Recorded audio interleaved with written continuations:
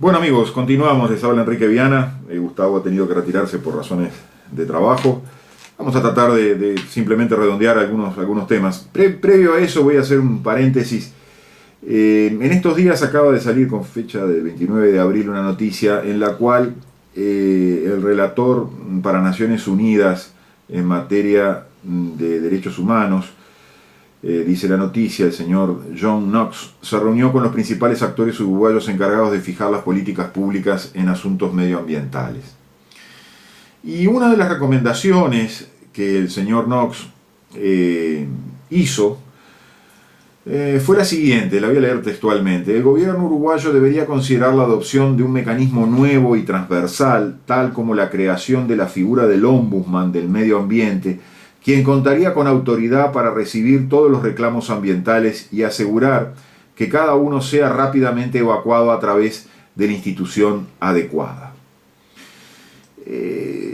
Hay gente que me hizo llegar la noticia y me hizo algunas reflexiones, en especial ponderando esta recomendación hecha por este funcionario de Naciones Unidas, el señor John Knox.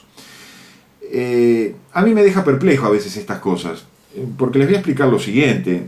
Los uruguayos ya tienen ombudsman en temas ambientales. Los ombudsman en temas ambientales están previstos por una iniciativa muy lúcida, muy adelantada en el tiempo quizás, de un insigne profesor de Derecho Procesal, el doctor Enrique Vescovi, uno de los autores del Código General del Proceso, cuando en el año 1989 previó el artículo 42, fue uno de los redactores del artículo 42 del Código General del Proceso, vigente hasta el día de hoy, donde se establece que, entre otros individuos, quienes tienen que ejercer la representación de los llamados intereses difusos, entre ellos la protección del medio ambiente, tienen que ser los fiscales. Es decir, desde 1989 los fiscales ejercen esa función que hoy reclama el señor John Knox como una recomendación que se hace al gobierno uruguayo.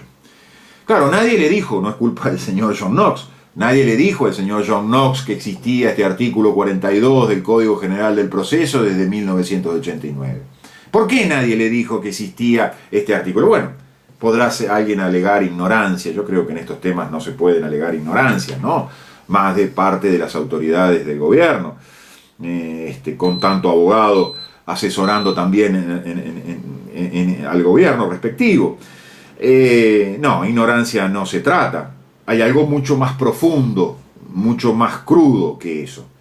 Es que realmente hay un propósito, una pretensión por hacer desaparecer a esos ombudsman previstos en el Código General del Proceso, a esos defensores de los intereses difusos entre ellos, entre tantos, el Ministerio, la protección del medio ambiente. ¿Y a quién nos estamos refiriendo? Nos estamos refiriendo a los fiscales, pero hay una intencionalidad muy cruda por hacer desaparecer a los fiscales civiles, por hacer desaparecer la competencia civil de los fiscales. Y yo les voy a dar simplemente un dato estadístico. De 14 fiscales letrados nacionales en lo civil que teníamos aquí con sede en la ciudad de Montevideo, yo era uno de ellos, hoy tenemos solamente 2 fiscales que ya ni siquiera se llaman letrados nacionales, sino que se llaman fiscales en lo civil de Montevideo, fiscales de Montevideo en lo civil. Con esto, ¿qué les estoy diciendo? Que ha habido una intencionalidad manifiesta para que los fiscales no actúen como un solo fiscal venía actuando desde el año 2001, a partir de aquel conocido y triste problema de la contaminación con plomo, que hoy aún continúa. Pues bien, ¿cuál ha sido la intención manifiesta, refrendada incluso por algún texto jurídico? Eliminar a los fiscales, eliminar los ombudsman. Por eso es que nadie le podía decir, caramba, señor Knox, nos hemos equivocado. Usted nos está diciendo que tenemos que tener individuos, funcionarios públicos, que en forma independiente defiendan el medio ambiente, y nosotros hemos abolido la independencia de los fiscales y hemos reducido casi a la mínima expresión la posibilidad de que los fiscales actúen en materia de medio ambiente. Y usted sabe, señor Knox, otra cosa, al único fiscal que defendía el medio ambiente, que actuaba en materia de protección del medio ambiente, no solo del medio ambiente, sino también de la República, de la soberanía nacional, de los derechos de los niños y adolescentes, a ese fiscal, por hacer eso, por defender la República, la soberanía nacional, los derechos de los niños y adolescentes y por defender el medio ambiente, lo sacamos del lugar y lo mandamos a una fiscalía de adolescentes para que haga derecho penal juvenil, para que nunca más haga y pueda intervenir en materia ambiental. Obviamente con un mensaje ya más que subliminar al resto de los colegas para que no actúen como venía actuando el fiscal Viana, porque si no el destino iba a ser el mismo. Claro, eso no se le dijo, estoy totalmente seguro, al señor Knox. No hay nada nuevo debajo del sol.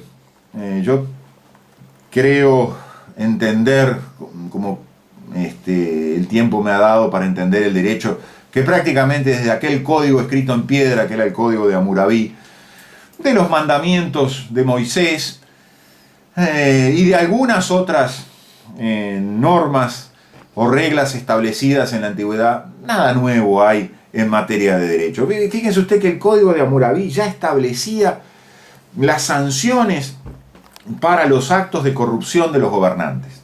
Ya establecía incluso sanciones para los actos de corrupción de los jueces. Quiere decir que no hay nada nuevo debajo del sol en materia jurídica. Lo cierto es, y ahora sí entrando en lo que nos interesaba de alguna manera compartir con Gustavo en relación a los hechos que ya veníamos mencionando, es que las fiscalías están siendo sometidas a una serie de instrucciones dentro de ese anunciado sistema establecido en la ley, en las dos leyes que hacíamos referencia, la ley de creación del servicio descentralizado, la 19.334, y luego en la ley más reciente, la 19.483, por las cuales se estableció la ley orgánica, la nueva ley orgánica de los fiscales, y se lo somete a directivas e instrucciones de ese fiscal general. Bueno, ya acaba de ser dictada con fecha 18 de abril la instrucción administrativa, la instrucción general número 1, que refiere a refrendar cuáles son las competencias que se tienen en materia no sancionatoria. Aquí se hace un invento, se inventa una nueva expresión,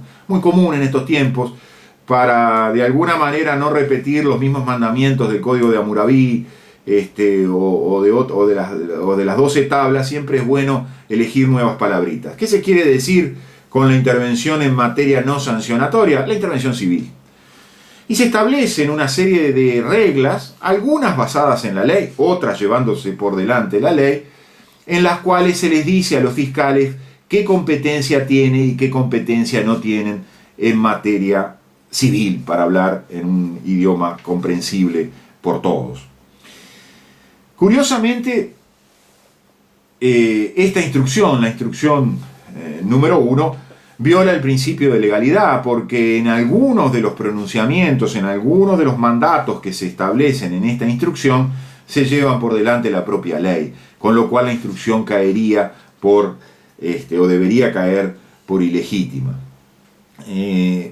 Más aún, del punto de vista formal, conforme a la última ley orgánica, esta instrucción tiene que ser elaborada por un órgano creado llamado Consejo Honorario de las Instrucciones Generales, presidido por el fiscal de corte e integrado por el decano de la Facultad de Derecho, el doctor Uriarte, por el secretario de la Presidencia, el doctor Toma, por una representante de la Asociación de Fiscales, la doctora Domenech, y por un representante de la organización de ONGs, el señor Emilio Caputi. Ellos debieron haber elaborado esta instrucción número 1. Curiosamente, se los convoca para un día, así está dicho, en la propia instrucción, se los convoca para el 26 de abril, y ese mismo 26 de abril sale esta extensa instrucción larga, tediosa, descriptiva en demasía a la que hacíamos referencia.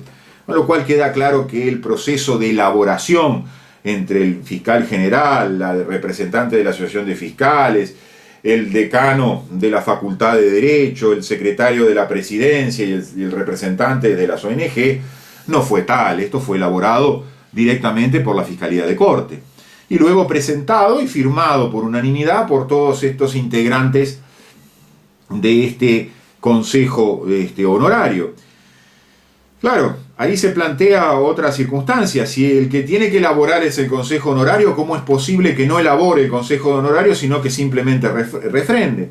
Más aún, quien dicta esta resolución aparece siendo el Consejo Honorario, cuando el Consejo Honorario, según la ley, no es quien tiene que dictar, sino que tiene que elaborar, y quien tiene que dictar es el fiscal de corte. En fin, se viola formalmente nuevamente la ley. Parece que ya sin asignársele mucha importancia a la ley en sí misma. Hemos recibido también otra directiva, yo no sé si llamarlo instrucción, estoy estudiando a ver si esto es una instrucción o no es una instrucción, con fecha 25 de abril, en el cual se define como política institucional de la Fiscalía de Corte, de la llamada ahora Fiscalía General, lo que conocemos habitualmente como la ideología de género. Es decir, la Fiscalía de Corte adopta para sí una ideología, la ideología de género, y la hace suya y aprueba una especie de política institucional, de plan estratégico de igualdad de género para la Fiscalía General de la Nación por el periodo 2017 y 2023. Le reitero, esto es una resolución de fecha 25 de abril, que viene, a la cual viene anexa toda una serie de reglas, recomendaciones elaboradas por una unidad de género que esta resolución viene a ratificar. Voy a extractar simplemente de esta nueva directiva que se le dirige a todos los fiscales una manifestación, manifiesto prácticamente, que se hace en ese documento anexo aprobado por la Fiscalía de Corte. En ese documento se dice: pese a todos los avances en la legislación y en las políticas públicas, la sociedad uruguaya se encuentra inmersa en un sistema normativo, institucional, social y cultural patriarcal que discrimina y violenta a las mujeres. Y renglón seguido dice: el derecho penal es una institución androcéntrica en la que se fundamenta este sistema patriarcal, que tiene manifestaciones sexistas que impiden el acceso a la justicia de las mujeres. Traduciéndolo a un lenguaje más directo. Según la Fiscalía de Corte, al refrendar este documento, el sistema normativo, es decir, el derecho nacional, es patriarcal y violenta a las mujeres. El derecho penal dentro del derecho nacional es una institución androcéntrica, patriarcal y sexista. Yo creo que estas manifestaciones no son propias de un funcionario público. Jamás pueden serlo. El artículo 58 de la Constitución dice que los funcionarios están al servicio de la nación y no de una fracción política. E inmediatamente ese mismo artículo 58 prohíbe el proselitismo. ¿A qué se refiere con el proselitismo? El proselitismo es aquella acción de ganar prosélitos. ¿Qué son los prosélitos? Son aquellos individuos que se quieren ganar a una doctrina, a una ideología. Bueno, señores, los funcionarios públicos, reitero, no están para hacer proselitismo. Los funcionarios públicos sirven a la nación. Ese es un precepto fundamental en toda república. En toda república los funcionarios tienen que actuar en función de lo que dicen la Constitución y la ley, y no tienen que actuar en función de lo que algún acto administrativo, como esta resolución 214 del 2017, tomando como propia una ideología, una fracción del pensamiento humano, no la totalidad del pensamiento humano, porque la totalidad del pensamiento humano, para ser adoptada, tiene que ser adoptada por una norma constitucional o por una norma legislativa, sino del punto de vista administrativo, tomando una fracción de pensamiento, como puede ser, aún muy respetablemente, la llamada ideología del género, la adopta como suya, sin respaldo normativo y se la impone a los fiscales en una nueva directiva o instrucción, en un nuevo acto administrativo por el cual se quiere someter a estos fiscales letrados que han dejado de ser, como dice la Constitución, fiscales letrados de la República para convertirse en fiscales delegados del fiscal general o, lo que es peor, fiscales delegados del gobierno de turno y de las políticas que por vía fáctica el gobierno de turno quiere imponer a los uruguayos. Estas dos instrucciones están inmersas en algo mucho más importante todavía, que es el advenimiento del nuevo Código del Proceso Penal, que se verificará aparentemente. Ya se está hablando de hacerle nuevas modificaciones.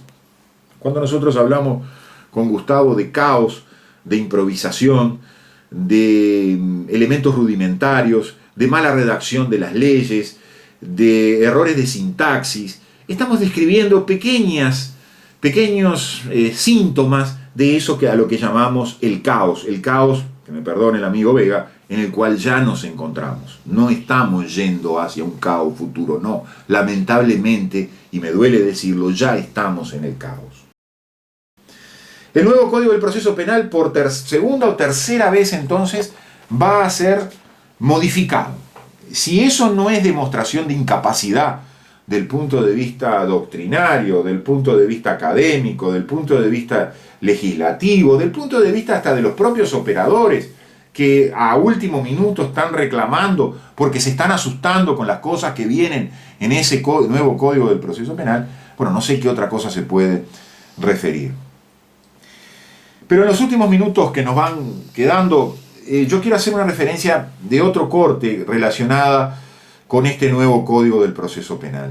Hace pocos días lo pude decir en una charla de gente conocida a la cual nos fuimos invitados. Cuando la política se coloca por encima del derecho, estamos abriendo paso a que la corrupción se convierta en ideología y al mismo tiempo que tarde o temprano la corrupción se convierta en ley. Yo ya he hecho esta referencia en otras audiciones similares. Cuando allá en el principio de la década del 90 los jueces Falcone y Borsellino fueron asesinados con sendos atentados dinamiteros en Italia, la mafia, que estaba siendo investigada en sus relaciones con la política, mandó un mensaje muy claro: no queremos jueces de instrucción como Falcone y Borsellino que se metan a investigar nuestros negocios con la política. No queremos jueces de instrucción, porque Falcone y Borsellino eran jueces de instrucción. ¿Qué son los jueces de instrucción? Son los jueces como los jueces actuales, que tienen el poder de instruir, de investigar los crímenes. ¿Qué es lo que sucede? Ese mensaje tuvo un éxito fenomenal, porque a partir de ese mensaje, casi todos los países con un derecho penal, con un derecho procesal penal de origen continental, empezaron a cambiar sus sistemas procesales. Y fueron a lo que nosotros vamos a ir a partir del 16 de julio, a un sistema mal llamado proceso penal acusatorio, pero en el cual, como eje central, a los jueces se les quita el poder de instruir. Es decir, del punto de vista de la perspectiva del análisis a través de lo que les pasó a Falcone y Borsellino, el mensaje es así: no los vamos a matar, les vamos a sacar la competencia y se los vamos a dar a otro organismo. ¿A qué otro organismo? ¿A una Procuraduría General o a una Fiscalía General? ¿Dependiente de quién? ¿Del Poder Judicial? No, dependiente del poder del gobierno de turno, de la política de turno. Este mecanismo, este nuevo mecanismo que ha sido implantado casi con una suerte de juego de dominó en todo el mundo, es demostrativo de que la corrupción ha ganado terreno. Primero como ideología y luego como ley. ¿Qué quiere decir esto? Que la mejor manera de impedir que existieran jueces como Falcone y Borsellino ya no es cometiendo atentados dinamiteros contra ellos, es simplemente, de una forma más pacífica, concuerdo, sacarles la competencia y entregárselo a un fiscal único, a un fiscal general o a un procurador general. En Argentina, en los últimos tiempos, es muy fácil percibir esta circunstancia. Y yo les voy a hacer la siguiente referencia. Hoy hay una serie de críticas muy importantes en la fiscalía, a las fiscalías actuando en la Argentina. Porque la Argentina hizo lo siguiente: a nivel provincial, la Argentina es un estado federal, a nivel provincial modificó casi todos los códigos de procedimiento penal, yendo a un modelo similar, parecido al modelo que nosotros queremos o que nos quieren imponer a partir del 16 de julio. Un modelo acusatorio, un modelo de fiscales sometidos a instrucciones, un modelo en el cual no existen los jueces de instrucción, cumpliendo con aquel mensaje dado hace tanto tiempo al que hacíamos referencia. Sin embargo, a nivel federal, a nivel de los conocidos como delitos federales, a nivel de la justicia federal, a nivel de los fiscales y jueces federales, mantuvo el sistema de los jueces de instrucción, mantuvo el proceso inquisitivo acusatorio, que dicho sea de paso, es el proceso previsto en nuestra Constitución, en los artículos 15, 16 y 22. Nuestro proceso no es acusatorio puro, es inquisitivo acusatorio. En la Argentina, la justicia federal no pudo ser cambiada, pese a que la expresidenta, siendo presidenta, Cristina de Kirchner, quiso cambiar el sistema de la justicia federal para que fuera un sistema acusatorio que le permitiera dominar las decisiones del Poder Judicial. Los jueces se resistieron, los jueces federales le dijeron, directa o indirectamente: no, señora presidenta, ese poder no se lo vamos a entregar. El poder de instruir los crímenes de corrupción, porque esa es parte de la competencia de los jueces federales, lo vamos a mantener. Nosotros, los jueces federales, vamos a seguir instruyendo, vamos a seguir investigando los crímenes. No le vamos a dar ese poder a un organismo dependiente de su gobierno. Eso es lo que ha motivado hoy que nada menos que la señora presidenta de la Argentina esté siendo sometida a diversos procesos a partir de la instrucción y del seguimiento de esos procesos por esos jueces de instrucción. Vean ustedes la importancia que tienen entonces y que han tenido los jueces de instrucción. La estamos viendo nada más que cruzando el Río de la Plata. Cuando la corrupción se vuelve ideología y cuando la corrupción se vuelve ley, es muy difícil el regreso. Y allí entendemos de alguna manera también otra circunstancia. Hay dos tipos de corrupción. Y en esto un jurista, el periodista muy importante como Mariano Grondona, supo definir dos tipos de corrupción. Una, la corrupción individual, el cohecho, el soborno, la coima, para decirlo en un lenguaje comprensible. Y otra es la corrupción como desnaturalización de las instituciones, de los poderes y de las instituciones del Estado. Y en eso hay una expresión que se está usando hoy en la Argentina que a mí me resulta muy elocuente y que quiero dejarla como rasgo final de este pretendido relato en esta audición. Los argentinos están hablando de lo que se llaman los robos para la corona, como una nueva forma de corrupción, cuando se roba desde el poder para mantenerse en el poder. Ya no es robar para los bolsillos propios de uno o dos o tres o cuatro o cinco funcionarios públicos, sino que es robar a favor de la fracción política en el poder para que esa fracción política en el poder se mantenga en el poder. Muchas gracias, amigos, nos estamos viendo en otra oportunidad.